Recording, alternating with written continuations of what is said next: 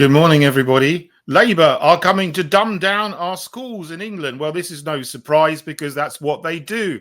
They are all engaged in a programme of demolishing what's left of our society and the fabric of society, our culture and our heritage. Now, the Labour education Secretary of State here is Brigitte Phillipson. So I won't leave her picture up that long because you probably don't want to look at her.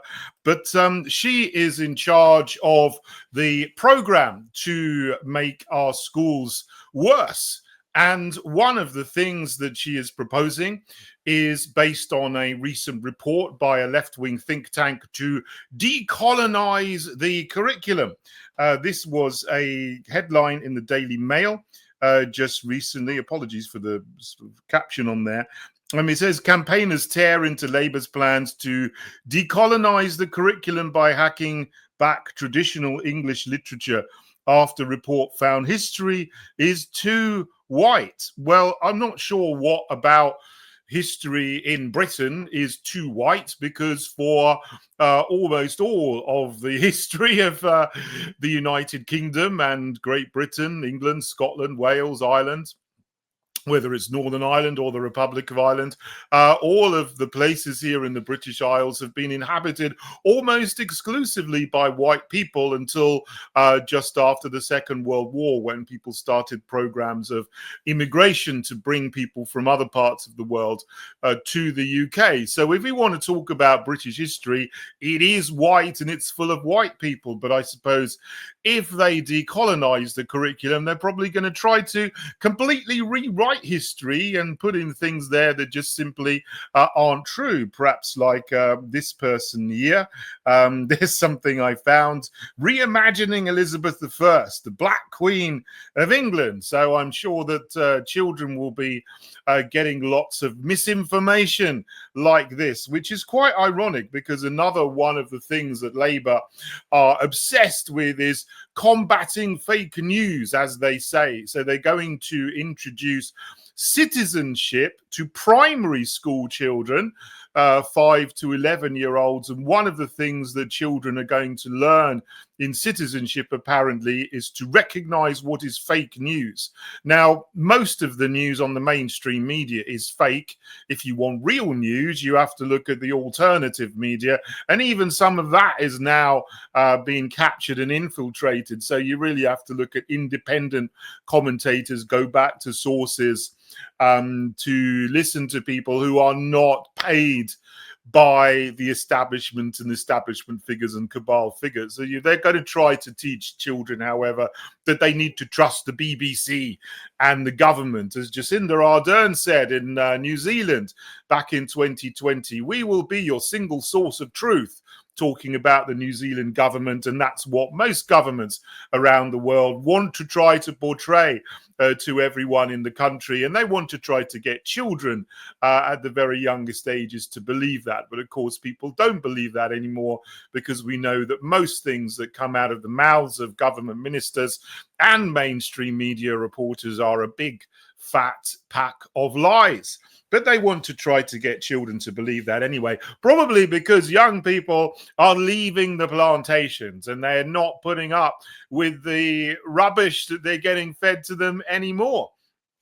Now, another thing that she's going to do is to try to dumb down the curriculum. She's going to get rid of this thing called the English Baccalaureate, which was brought in by Michael Gove. I'm no fan of Michael Gove. I'm no fan of the fake conservatives. They've done a lot of damage. You know, the English Baccalaureate probably did a little bit of good, because what it does, it says that everyone has to study English language and literature, maths, science, history, geography, and a foreign language up to the age of 16.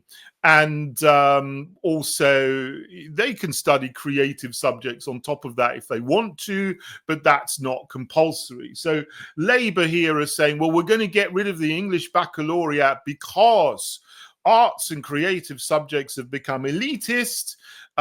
It's not part of the baccalaureate. People only study those things at school if they go to good schools. Well, probably that's because there's not much money going to schools and education for these kind of things. But getting rid of the English Baccalaureate isn't going to provide more money for schools to actually teach these creative subjects. So the way to do this, if you want more people to study creative subjects, as they say, is you need to provide the finances for that. But there's no extra money going to be going to schools because the government, the country is nearly bankrupt. We have a national debt of nearly £3 trillion, which is increasing by £150 billion every year. Rachel Reeves, the Chancellor, as we know, is threatening to put taxes up all over the place, which is going to be counterproductive because all it means is that people that pay a lot of tax, wealth creators and business people, are going to be leaving the country and paying less tax. So there's not going to be any money for more children in state schools to be able to study a musical instrument, learn a musical instrument, or study art or theatre.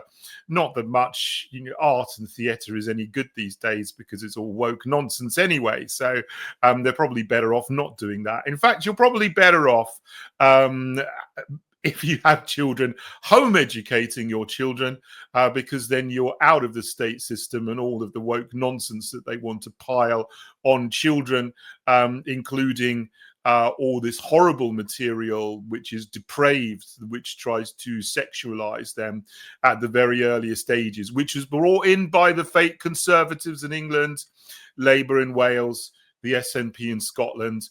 None of them are any good. They're all as bad as each other.